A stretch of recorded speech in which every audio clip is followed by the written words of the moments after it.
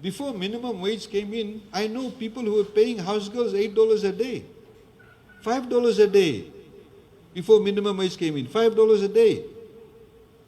They used to take home $25, so don't tell me before it never happened. Please, let's be honest.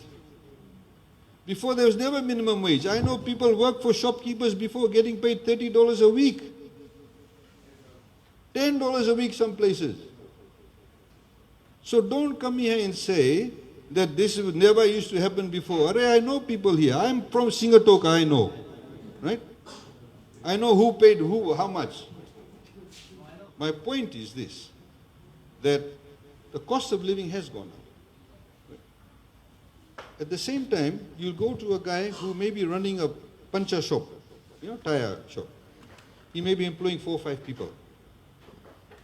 He's paying them maybe $2.68 an hour. He has to pay them $2.68. Assuming he's paying them $3. He's employed 5 people. If we say now, as maybe your friend Biman or somebody says, put it up to $5. Right. The guy will say, I can't afford to have 5 people. I can now employ only 3 people. Because for me, $5 is too much. There are a lot of people who fix up tires, punch tires. We compete with each other. Very low margin. So he may say, I'll only employ. It's not about the big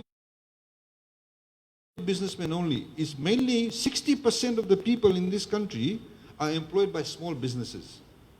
60% of the people are employed by small businesses. So they will also come and make submissions. So minimum wage, you have to weigh things. I mean, ideally, if tomorrow, say, we use your example, right? Let's use your example, let's give everybody $7 an hour. Minimum wage. Let's just say $5 an hour. $5 minimum wage an hour, but there's a person at the moment who may be a forklift driver who's getting paid $6.50 minimum wage. Right? Or $5.50 minimum wage. Just say $5.50 minimum wage.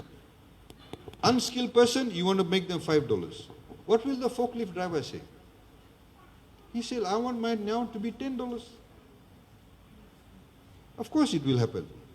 A waiter at the moment, minimum wage is $3.45 in a hotel. Does not mean all the hotels pay $3.45. Some pay $4. Some pay $4.50. There's a competition between who gets the best waiter. So if his minimum wage is $3.45, and the unskilled guy who's going to come and cut grass at your house, who's not gone through any training, if he's now $5, how much do you think the waiter will want? The waiter will want $7 or $8 an hour. Right? So then the hotel will come running to you and say, hey, my labor cost has gone high. The tourists from Australia go to Bali, and in Bali they pay them only $2.50 an hour.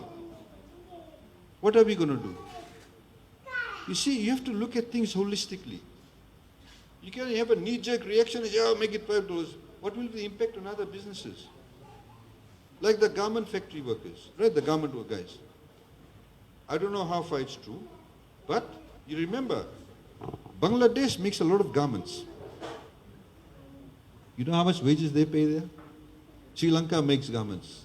Vietnam makes garments. So the garment industry guy will say, hey, if you put it so much, they might take away the orders. Back in the 90s, there were about 21,000 people employed in the garment industry in Fiji, mainly women. We used to get duty-free access into USA. Then in the 90s, late 90s, USA decided, said Fiji has become a middle-income country, no more duty-free access. We only give it to LDCs, least developed countries like Bangladesh. So Bangladesh, you see this t-shirt? They don't make only 100 t-shirts like this. They'll make 10 million, 5 million, 1 million bulk. That's what they do. Cost is less. So then, from 21,000 garment workers, we went down to about 3,000 garment workers. When we were put in government, we gave the garment industry $300,000 a year for the next 3 years to go and get more orders.